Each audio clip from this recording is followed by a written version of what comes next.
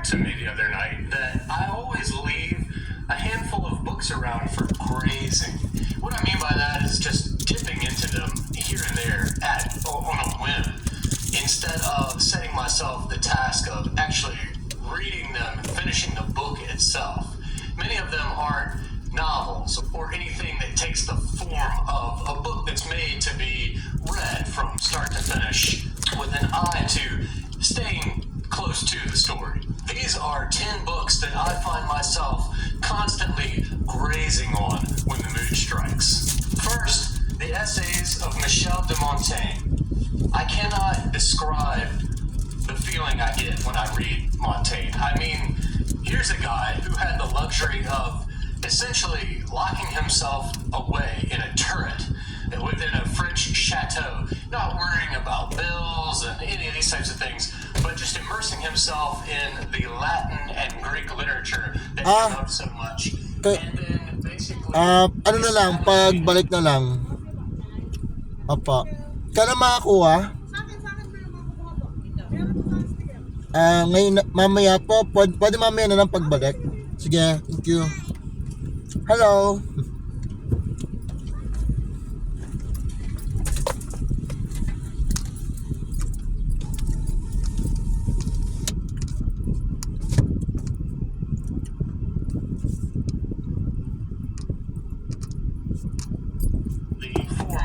Essay that's roughly still in use today, though it's a lot more rigorous and structured now, and there's a tight thesis. His, of course, the original French essay meant just trying things out. Like, you know what, I've got an idea on prognostication, or the act of foretelling events. And, you know, his mind is full of all the great writers, Cicero, Homer, Virgil, Catullus, you name it. And so he's just going and picking through this great literature within a contextual framework, and then just sort of pinning it out, you know, writing as he's thinking through it. So it's really a joy to read, and there's so much wisdom in here, and so much great literature up to his time. And the essays are generally short enough to where you can graze on one single essay at a time. I keep this particular volume. This is the M.A. Screech translation. I prefer the Donald Frame version.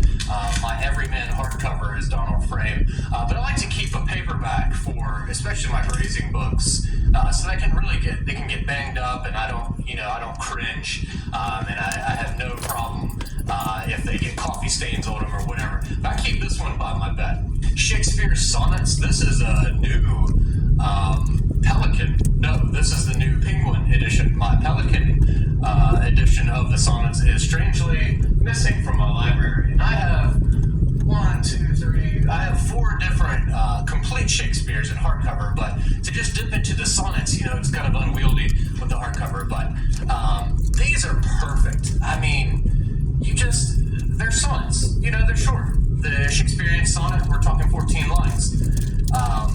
And I mean, yeah, it starts out with a lot of arguments in favor of having a child and all this, which you know, socially can be out of date depending on your views.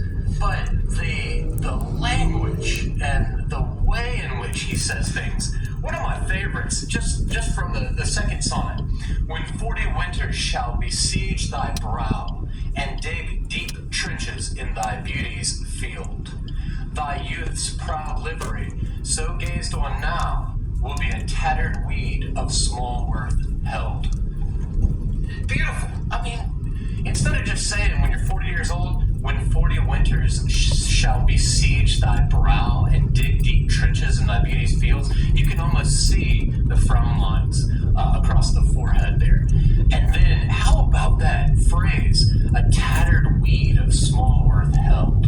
I've circled that because I've used that for a short story that I've been marketing around. Just total rip-off of the title. I mean, what writer hasn't ripped off a Shakespeare title or a Shakespeare phrase at this point?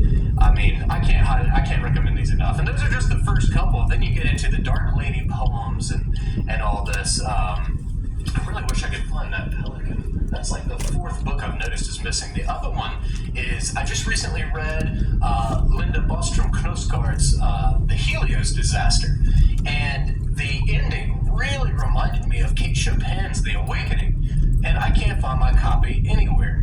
The only thing I can think is that I think it was a Barnes & Noble edition paperback, and I never cared for the way those looked. They just looked so ratty. I don't know. I think I may have given it over to a secondhand bookstore. But anyway, I'm renting.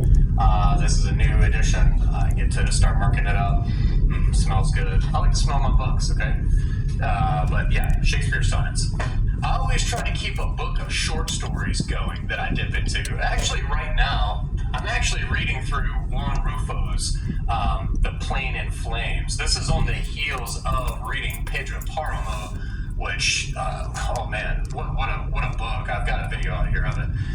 But I've also recently discovered, because of reading some of the articles and essays of Roberto Bolaño, he talked about this book that I didn't know about, the Book of Fantasy, edited by Borges, Silvina Ocampo, and Adolfo Bioy Casares, and then with an introduction by Ursula K. Le Guin. Fantasy is more, this is more like literary. So if you just look through the names here, you're going to see John Aubrey, J.G. Ballard, Max Beerbohm, Ambrose Bierce, Adolfo Bioy Casares, Borges is in here, Ray Bradbury, G.K. Chesterton, John Cocteau, Julio Cortázar, Silvino Ocampo, Edgar Allan Poe, Tolstoy's in here, Voltaire, Oscar Wilde, and they're all generally pretty short. And really, the Max Beerbohm, Enoch Soames, it is an amazing work in and of itself. And I have Zalika Dobson, but I didn't have a copy of Enoch Soames, but I've been hearing a lot about it, so now that's in here too. But I mean, here's the deal. This is a collection of short stories that were selected by Ocampo, Borges, and Casares, so I had to get my hands on it. I think I paid like $38 for this pretty decent edition. But just to dip into some more fantastic literature, this is a good one for grazing short stories. I live in North Carolina, and I love these field guides by Stan Tikala. He is a great naturalist and photographer. I don't have the wildflowers one yet, but these are the trees and the birds. And especially living out here in the woods, as I do now, I sometimes just take these. I mean, I'll graze these just, sitting in the house, but they're also great for taking out in the woods or sitting in the front yard or the backyard, and using them to not only, identify the birds and the trees that I see around here, but just to absorb this language of nature. I remember reading in one of Philip Roth's books, maybe one of his earlier fictions, or maybe Middle Roth, I don't remember, but there was a character that said something about how they wanted to make sure their children wouldn't just say, "Oh, there's a dog," but the child would learn to say, "Oh, that's a German Shepherd." Be able to actually know the names and classifications that have been given, and I think that's really important. And this allows me not only to just do something I enjoy, which birding is something I enjoy. I keep my binoculars right here because I've got bird feeders just out here. But it's also fun to use these books to that process of identifying things. And I can't say enough about these because they've got them for like the trees. You start with identifying either the bark or the leaf, of course, and the way that they've organized it is really good. And then they've color tabbed the birds one by the prominent color of the bird. There's also an accompanying CD that this one came with. You can start to learn the songs and sounds of each bird too. Poems. I think I'm telling you my Oxford Book of English Verse. The only thing with that is it doesn't have any annotations whatsoever. And I like Harold Bloom. I love his comedy. So this the English language from Chaucer through Robert Frost, with his commentary, I have discovered so many great poems by reading through this and dipping into it. I also just the font they used. I like the margins, the kerning. Ironically, Bloom never nice things to say about Thomas Stearns Eliot, as he would always make a point of calling him. But one of the poems that he chose, La Figlia che piange, which is the dying daughter, is one of my favorite poems in here. Stand on the highest pavement of the stair, lean on a garden urn, weave the sunlight in your hair, clasp your flowers to you with a pained surprise, fling them to the ground and turn with a fugitive resentment in your eyes, but weave the sunlight in your hair. That's not all of it, but it's just a beautiful poem. So yeah, I dip into this for poetry. Then there's the Oxford Book of Aphorisms. If you've been watching some of my other aphoristic or aphorism videos, I just recently did a book giveaway of Oscar Wilde's epigrams. But here is a fine collection chosen by John Gross. Oh! It's kind of like Wilde's epigrams. It's categorized into nature, religion, mankind, life, desires, and longings, so on and so on. But as you go through it, you can see that he has really done a good job at combing through so many great writers' works to get the Samuel Butler, Nietzsche, Chekhov, Aurelius, G.K. Chesterton, Montaigne, Cervantes, Epictetus, Anatole France, Aristotle, Dr. Johnson, F.H. Bradley, Dickens, La Rochefoucauld, Balzac, Carlyle, La Bruyere, Hawthorne. You get the idea. But really, you can just pick one. Here's one at random. Oh, Maybe shit. it would be Mami yung cowards if ano they dun? had courage enough. That's Thomas Fuller. I also like to graze on books about books. The Book About Books, which was formerly called The Anatomy of Bibliomania by Holbrook Jackson. This is a great compendium of brief little sections on the Book About Books. So, like of reading for its own sake and Ano yung ano dun? pleasure, a condition Bracket doon. profitable and honest. Metal Treasuries of bracket. happiness never exhausted. So it's got this really sort of flowery, whimsical, more Victorian type feel to it. But it is exhaustive, wall to wall, very well read. As a reader, I love to read books about the reading life, about other books. As a book reviewer, of course, even the 1,000 books to read before you die, each of those little entries for those books, even if I've already read them, I like to see what other people have to say about them and how they choose to word their sentences. And plus, like this one, anything that's packed with references and allusions to other literature across the gamut of published work is a huge plus. So it's not always the book about books, but some book about books. And for the final three, these are big, bulky hardcovers. I have a video dedicated to this one in particular. This is the Oxford American Writers Thesaurus. I'm going to tell you, these three, it's a dictionary of modern English usage. This is the updated version of Fowler's. It's updated for the 21st century by Jeremy Butterfield. He does an excellent job of retaining Fowler's voice, but also updating it. And then I've got the American Heritage Dictionary. This is the 5th edition.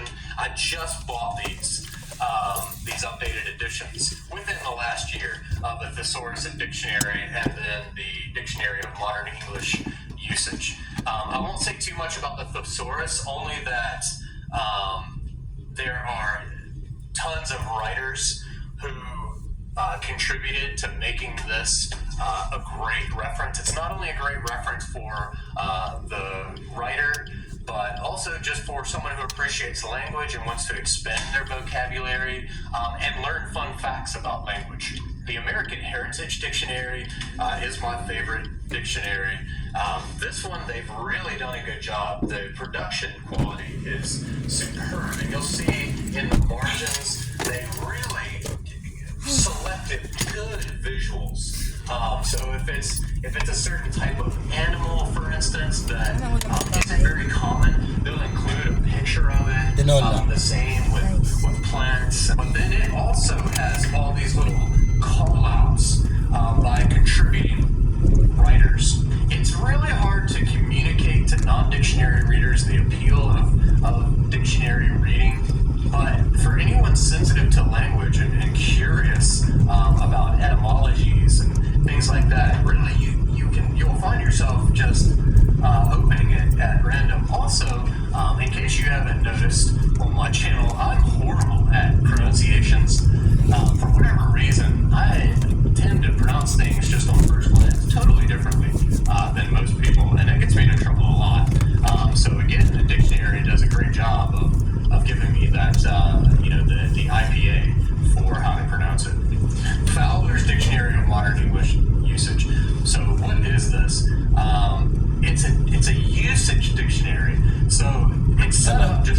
dictionary. But But when you go to the word in question, it just gives you lots of rich information about proper usage of that word. And it also gives you points about the difference between different types of English. Australian, Canadian, British, and American. It tells you when something should or should not be written with a hyphen. It tells you when something is, it even has phrases in here like, there you are, is one of the entries. And it says this colloquial expression of regret, reluctant acceptance, resignation, etc. always preceded by but, meaning, but there you are, has been in common use since the mid-19th century, and its currency remains unquestioned. Examples. It's a pity we have to shoot so many of them, but there you are. That's from L.P. Hartley in 1953. So again, all three of these include lots of great quotes. Again, I'll refer you to my video on the writer's thesaurus because I picked out what I feel are really great quotes there. But this one, where it retains Fowler's original language, which is most of it, the way it's written is often very cheeky or somewhat overwrought for a dictionary. I guess what I'm saying is Fowler has a great style that makes reading what they have to say very amusing. For example, here's coruscating. Coruscating is one of those glitteringly impressive words on which certain magpie writers, especially journalists, liked in order to embellish their prose, often with scant regard for its meaning. How great is that? Who cares what the word even means or its actual usage? I sometimes read those just for the cheekiness. So that's it. Those are 10 books that I use for grazing. Let me hear about some of the books that you like to use for grazing and dipping into.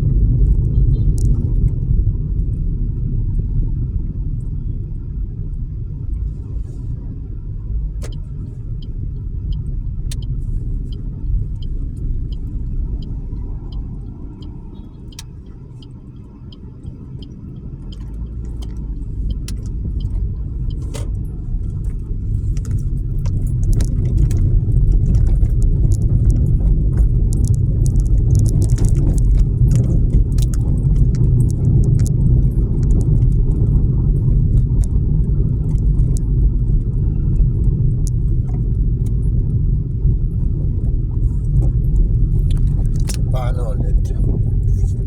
Yung sa bahay. Yung malo.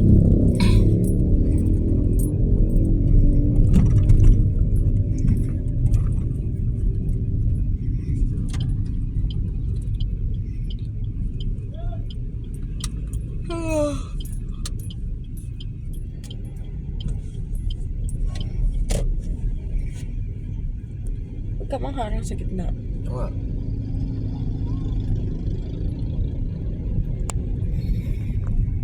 Okay. Ano, balik.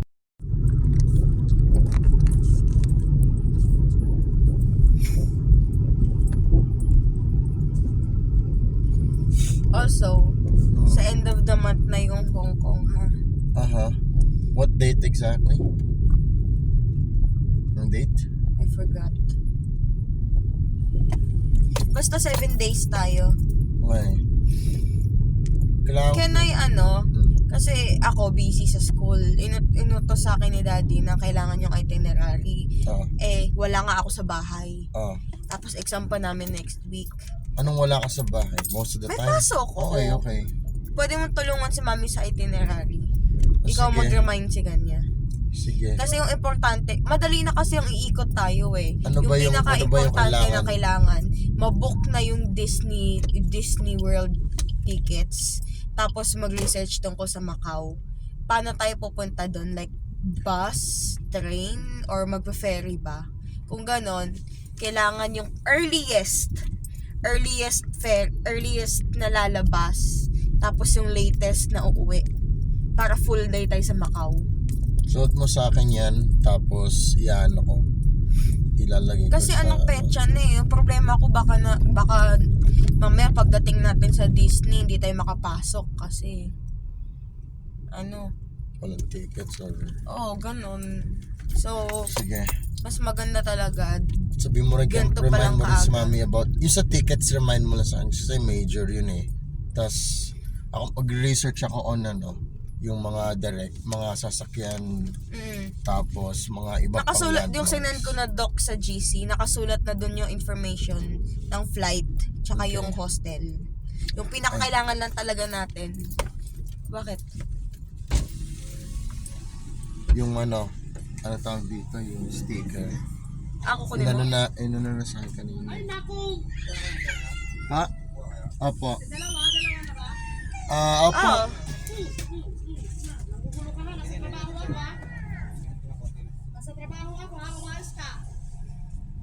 Yun naman yung pinaka-importante lang naman talaga, yung Disneyland tsaka yung Macau. Aha. Naka-plan out na doon yung draft kung anong magiging itsura. Basta kailangan pagdating around the area lalayo. Pwede nyo lang pagpilian. Basta yun. Ko na to. Kailangan kasi namin laptop para mag-book. O hindi naman. She can use yung laptop. She So, can use my laptop. Oh, your laptop. so kailangan mo siya tulungan Wala pang nagyayari anong petsa eh. February pa to dapat tapos eh. Narin.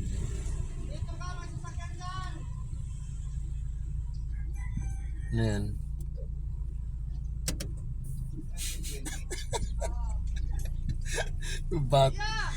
Bata palapitas nila ako. Hello. Wala pa rin. Bayad na ba to? Paano po yung ticket? Steph, paano po yung sticker? Sige pa, sige. Hindi pa bayad pero sabi nire-require na eh. I-park mo kaya muna. Nakano naman ako eh. Nakalabas naman ako dito sa... Hindi, I mean like ito. Bali, 400 po. 400 kailan pag na lang ni Mamaya Daddy? pag uwi ni Daddy, sige. Sige, sabihin mo na lang. Sige. Sige. Pag na lang po, pag mga mamaya bukas, paglabas na lang po ulit ang babayaran. Ang babayaran nyo. Apo. Dito na lang po sa inyo. Bukas na lang doon yung babayaran. Bukas ng umaga.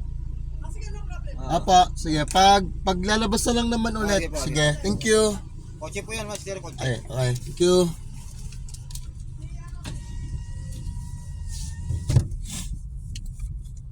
Sige, kaya na lang.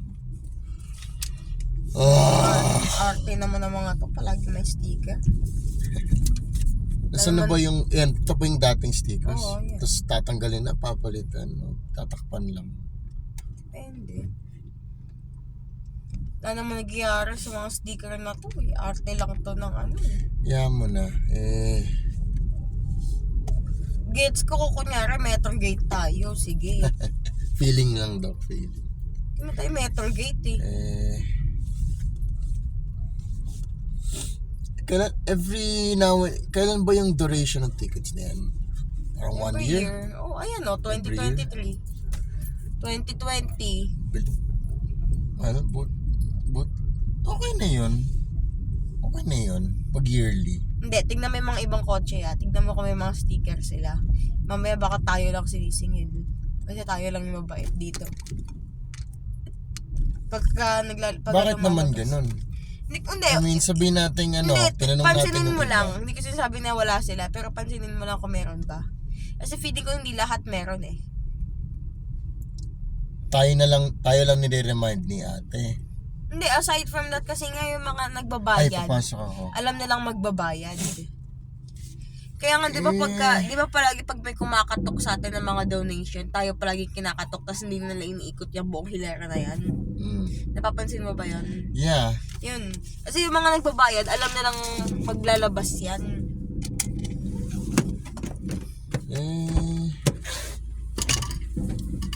Ibang usapan yung kapag may namamalimos versus Hindi yung namamalimos. Yung mga handout lang, yung mga sa dito sa, kunyari, Tita Ella, Oo. kakatok na sabihin, ano po, ganun. Basta yung may bayad. masyado tayong sinisingle out. Yun lang, hindi yun. Alam ko iba ang namamalimos sa Ay, bukas homeowner.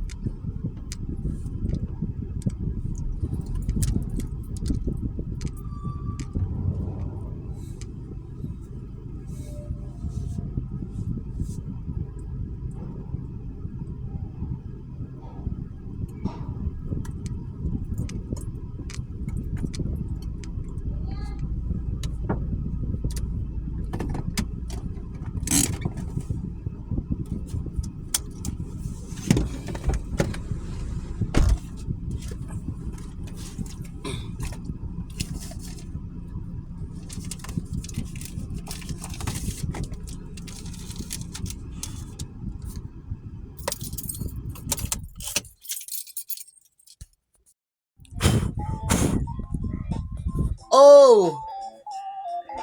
Itong ad na to. Oh my God. Tagal ko hinahanap nito dati kasi Japanese. Tapos gusto ko makapakinggan pa rin.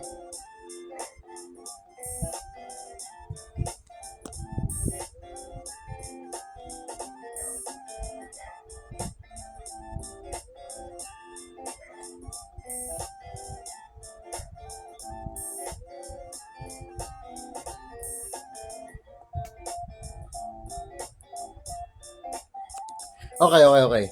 Dati, hinahanap ko tong music na to sa mga recommendations at sa history ko. So, pakinggan Alam kong Japanese lo-fi hip-hop something.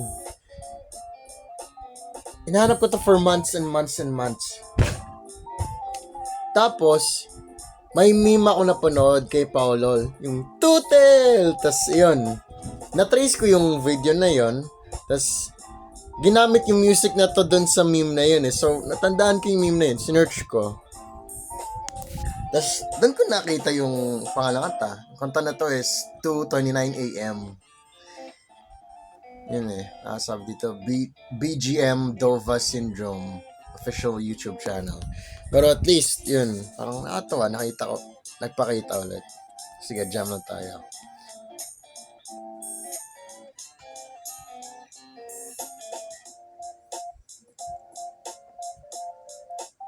Okay na. No judgment at all. But sometimes I think about how if you put your dog in a stroller or you carry your dog around a lot and you don't let your dog, you're putting it at a disservice in the case that something happened. Yep, evolution will survive, baby. Evolution will survive.